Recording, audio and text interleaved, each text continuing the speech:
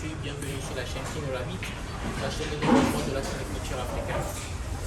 Là on est toujours à Dakar, pour quelques heures encore, mais dans cette matinée j'avais quelques heures de libre et j'ai voulu le mettre à profit. Vous savez, je dis toujours quelque chose, la plus belle réussite en fait, ce n'est pas le compte en banque. Aujourd'hui je dis alhamdulillah, j'ai de quoi subvenir aux besoins de ma famille. J'ai de quoi me faire plaisir, j'ai de quoi m'offrir ce que je veux sans avoir à compter. Mais ce n'est pas ça ma plus belle réussite. Ma plus belle réussite, c'est certainement celle de pouvoir impacter sur la vie des gens. C'est de pouvoir aider des gens qui ne me connaissent pas à travers des vidéos, à travers des astuces, à travers des solutions pour leur propre vie. Vous savez, ce qui fait la différence en fait, ce n'est pas ce que vous faites, c'est la manière dont vous faites ce que vous faites. Et l'Afrique aujourd'hui a besoin de notre type de leader en fait. Ces gens qui pensent développement, mais qui pensent également promotion de la jeunesse africaine, de l'autonomisation de la femme. Nous sommes à Dakar parce qu'aujourd'hui je rencontre un jeune Guinéen qui a fait le voyage et qui est aujourd'hui à Dakar. C'est quelqu'un dont inconsciemment, à travers mes vidéos, j'ai impacté énormément sur sa vie. Et son histoire m'a donné la chair de poule. Vous voyez, quand je l'ai écouté, je suis resté bouche bée parce que je pensais avoir tout vécu, mais je me suis dit, il y a des gens qui ont vécu encore pire que moi. Vous savez, je ne suis pas un exemple de succession de réussite, non, c'est faux.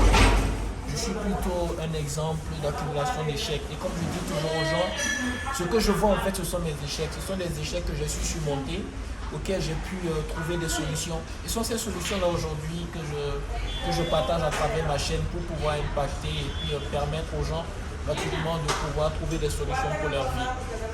Alors, je vais vous le présenter, je vais le laisser, il va se présenter et puis vous-même, vous allez voir à peu près la quintessence de son histoire, vous allez voir à quel point c'est touchant, à quel point l'abnégation et la détermination peut conduire un homme à donner un sens à sa vie.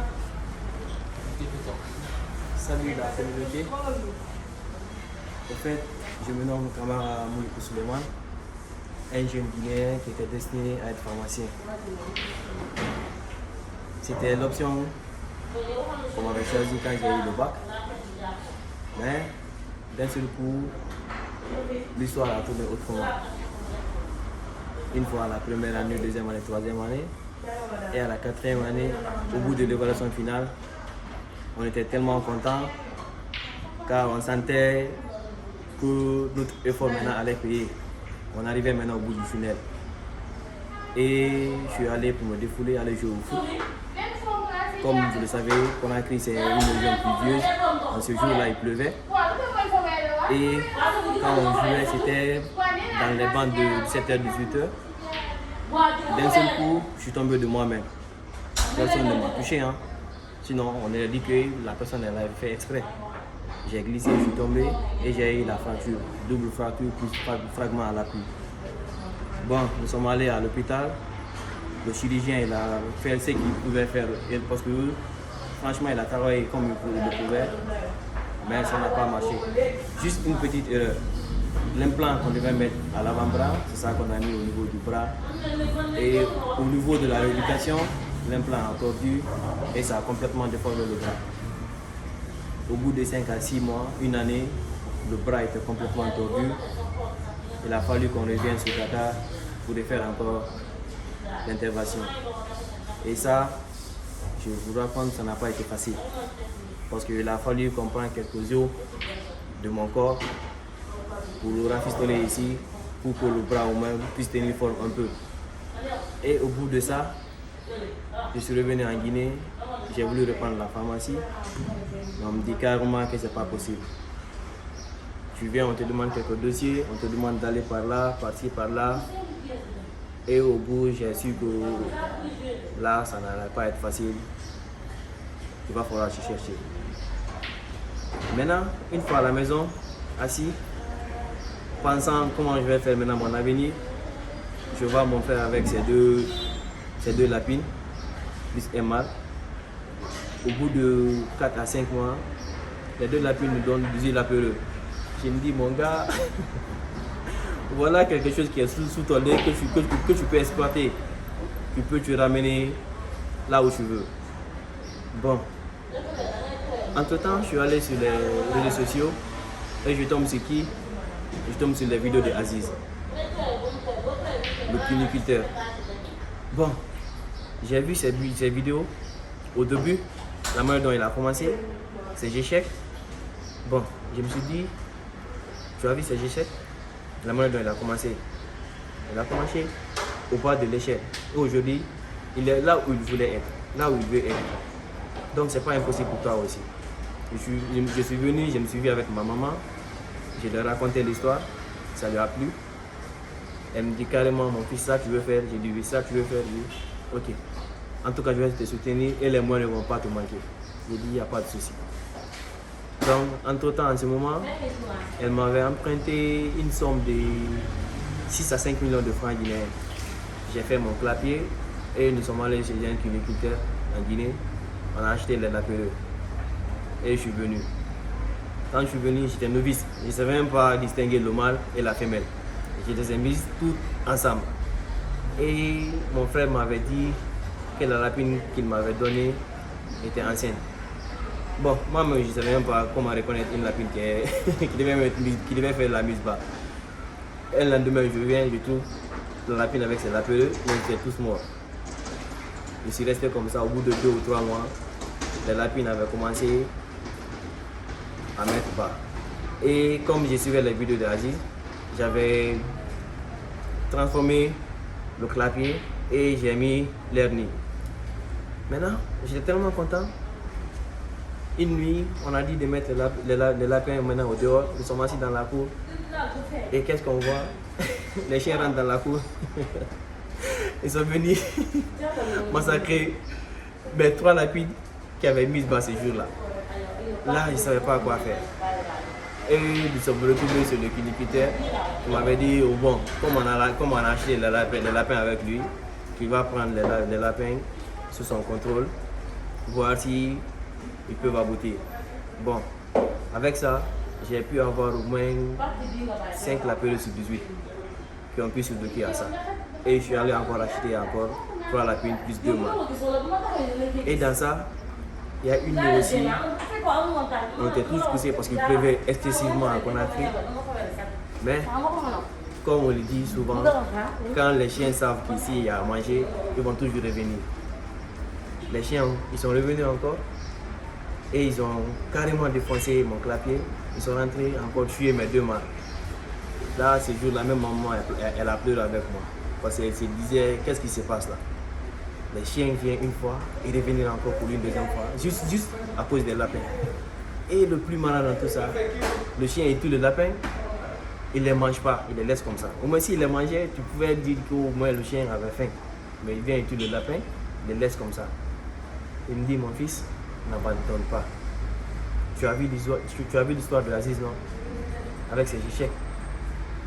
Mais il s'est acharné parce qu'il pensait et il rêvait d'arriver à quelque part et aujourd'hui c'est là-bas il est comme ça.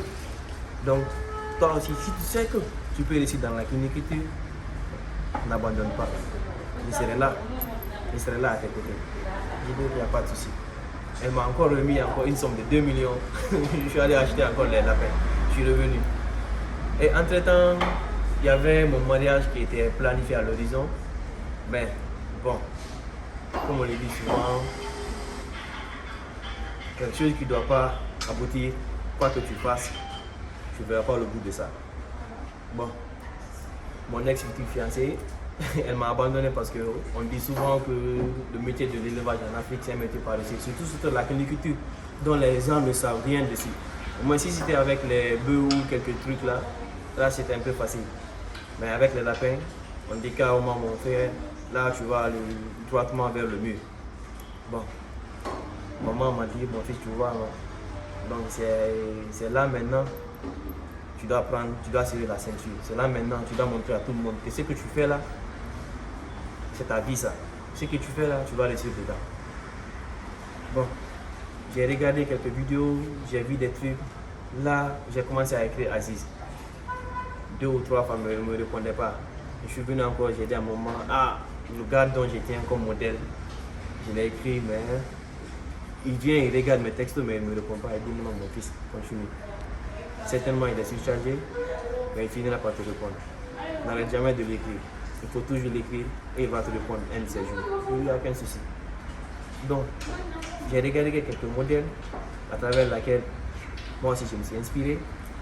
Quand ma lapine fait la mise bas, je revends quelques lapines, je revends quelques lapidos et le reste dont j'ai, ça devient ma chose. Et j'ai commencé avec 6 lapidos, je me suis retrouvé avec 0, je suis revenu encore avec 3, je me suis retrouvé avec une lapine. Et aujourd'hui, là où je suis dans les cinquantaines.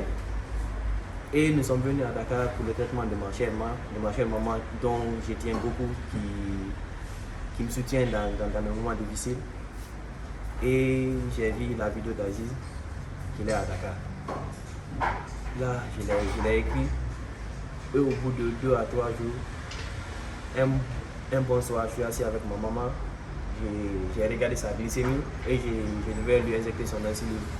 Et à la grande surprise, qui me répond, le fameux Aziz. Quand j'ai crié, maman même elle a sursauté. Elle me disait, mon fils, c'est quoi?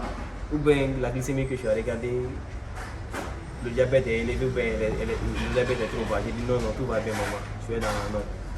Mais le gars dont j'ai rêvé tant de rencontrer, c'est lui qui vient de me répondre. Et il m'a donné rendez-vous à 8h d'aller le rencontrer à Medina. Elle me dit, mon fils, moi tu te couches demain, dans le transport, je vais aller le rencontrer. Et voilà, notre rencontre, nous sommes là aujourd'hui. Là, j'ai même du mal à m'exprimer parce que c'est une chose dont je ne m'attendais vraiment pas du tout. Je me disais qu'avant notre rencontre, je me disais que c'était quelqu'un d'arrogant. Peut-être comme il a réussi, il ne donne plus maintenant du temps à autrui. Mais franchement, je m'étais trompé. Là, je l'avoue, je m'étais trompé sur la personne. Nous sommes là, il me donne des conseils, comme si on avait fait au moins 10 ans ensemble. Et il le fait gratuitement. Parce que je vous dis gratuitement, j'ai demandé conseil à d'autres cuniculteurs. On me dit, mon frère, si tu veux la formation, elle est payante. Et moi qui suis novice dans la chose, comment faire? Payer les manger de mes lapins, ou comment faire pour avoir de la clientèle pour vendre mes lapins, ou me payer la formation pour pouvoir m'en sortir. Et là, je reçois les formations gratuitement à travers le géant de la cuniculture en Afrique. Celui qui nous donne les choses dont on rêvait tant, mais on ne savait pas comment les avoir. Et aujourd'hui, je suis là en face avec l'homme qui fait rêver tant de jeunes. Je ne sais même pas comment lui dire merci, c'est moi qui m'aime pour moi. Jusqu'à présent, ça ne vient pas. C'est un rêve dont je viens d'accomplir. Ça faisait partie de mes rêves. Comment rencontrer Aziz, pour qu'au moins qu'il me donne des conseils et pouvoir développer aussi la communauté en Guinée. Car les jeunes Guinéens, bon, on va dire en général les jeunes Africains, on nous dit qu'on ne peut pas réussir chez nous, il faut aller à l'Occident. Et je ne dirais pas que c'est forcément faux, mais on a tout chez nous pour réussir. Ayez foi en vous, croyez en vous, vous pouvez réussir. Parce que moi aujourd'hui, je peux dire que j'étends maintenant à être un PDG de mon propre entreprise. Ça n'a pas été facile, mais moi, quand on me disait qu'au bout d'une année, je peux avoir 50 lapins, j'allais me dire non, mon frère, c'est pas possible. Aujourd'hui, j'arrive à le faire. Et au moins, j'ai quelques clientèles. Même si parfois la demande elle est un peu grosse pour moi, parfois j'ai la rupture, mais au moins j'arrive à m'en sortir quand même. Et je suis là avec le géant qui va me donner encore des conseils dont j'ai tant besoin. Et je vous remercie. Donc, vous voyez, j'ai la chair de poule. Vous voyez, il était à un doigt d'accomplir son rêve d'être pharmacien. L'évaluation finale, bim, on a comme l'impression que c'est la fin. Il est à 2 doigts d'épouser sa fiancée qu'il est maintenant, bim, ça se casse. Il a commencé le lapin, recommencé, aujourd'hui voilà le résultat. Vous devez comprendre que parfois lorsque Dieu nous destine à un chemin, il nous fait passer par d'autres chemins. Et la volonté de Dieu souvent est parfois incompréhensible à nos yeux parce que parfois ça se fait dans la douleur. Et je regardais une vidéo ce matin où on dit vous ne pouvez réellement connaître la vraie joie si vous n'êtes pas passé par les abîmes de la tristesse, la solitude. Aujourd'hui, tu sais ce que c'est que d'être heureux parce que tu sais ce que c'est que d'être seul, d'être abandonné, d'être rejeté. Et tu vois, nos histoires se ressemblent de part et d'autre. Hélas, j'ai un problème aujourd'hui. J'ai des milliers de personnes qui m'écrivent, même là, tu vois, le téléphone n'arrête pas de sonner. Et je suis seul face à des milliers. Et je ne peux pas répondre à tout le monde au même moment. Mais je fais toujours quelque chose. Je prends toujours la peine derrière de regarder, de lire les messages et d'essayer de répondre. Je dis toujours aux gens, celui qui me dit salut, comment tu vas, il y a peu de chances que je lui réponde parce que je me dis, par la grâce d'Allah, je vais toujours bien. Même si ça ne va pas, je vais toujours bien parce que j'ai remis ma vie entre les mains de Dieu. C'est dire quoi? C'est dire que ton histoire me touche profondément et c'est une source de motivation pour les jeunes. Aujourd'hui, malgré tout cela, tu as dit, je veux surtout prouver à cette fille-là qu'elle a eu tort de m'abandonner. Je veux surtout prouver à cette jeunesse qui pense que l'avenir en Europe, que non, c'est ici en Afrique. Aujourd'hui, tu as la tête de ton entreprise Unicom. Et sans même voir le fait que mon histoire ait pu t'inspirer, vraiment, ça me donne encore... c'est ça en fait ma force, ce qui me permet de me lever les matins et de pouvoir continuer quand tout est dur. Parce qu'actuellement, oui, c'est dur sur moi actuellement. C'est pas dur financièrement, mais émotionnellement, mentalement, c'est dur, c'est éprouvant. Mais moi, je peux te promettre un truc en fait. Et aujourd'hui, je le promets devant tout le monde. Tu vois, moi, je vais t'accompagner. En Guinée, je vais te coopter dans notre plus gros projet, parce qu'on a un très gros projet pour le développement de la cuniculture en Guinée. Et je vais aller plus loin. Mes formations en ligne, où on ne prend que 10 personnes, je vais demander à mon assistant de t'ajouter dans cette formation et on le fera gratuitement. De la même manière que Allah m'a permis d'être ce que je suis aujourd'hui, par la voie de Allah, Inch'Allah, je ferai en sorte de contribuer à réaliser ton rêve. Je ne peux pas réaliser ton rêve à ta place, parce que c'est toi qui vas réaliser ton rêve. Mais qu'Allah me permet d'apporter ce petit grain de sable-là qui fera en sorte que ta maman qui a tant compté sur toi, qui a cru en toi, qu'elle puisse être fière. Et que tu comprennes que au-delà de la pharmacie et tout, peut-être Allah te réserve un plus grand avenir. Ton handicap que tu as cru qui était un mauvais souvenir, une mauvaise épreuve, peut s'avérer être une bénédiction pour toi parce qu'elle va t'emmener vers un chemin dans les hauteurs où tu ne t'y attendras pas. Je n'ai pas assez d'argent pour te donner, mais je peux te donner ce savoir-là que j'ai en moi qui te permettra de gagner le maximum de sous, Inch'Allah, dans cette vie. Qu'Allah agrée cela et qu'il mette sa barque dedans. Les gars, vous voyez, on dit toujours la distance entre vos rêves et la réalité, c'est l'action. Le rêve, il est gratuit. Mais ce qui est payant, c'est le chemin pour y arriver. J'aime pas les gens qui font semblant de dire à la jeunesse que tout sera facile, c'est faux. Rien n'est facile dans cette vie. Les gens qui vous diront que vous pouvez rester dans votre salon, gagner des millions et tout, non, il faut se battre. Il faut se battre. Et aujourd'hui, on ne se bat plus pour soi, on se bat pour notre continent. L'Afrique, c'est le meilleur continent. Et aujourd'hui, quelle que soit la nationalité, tout Africain est mon frère. Je suis né au Cameroun, parents béninois, mon épouse est malienne.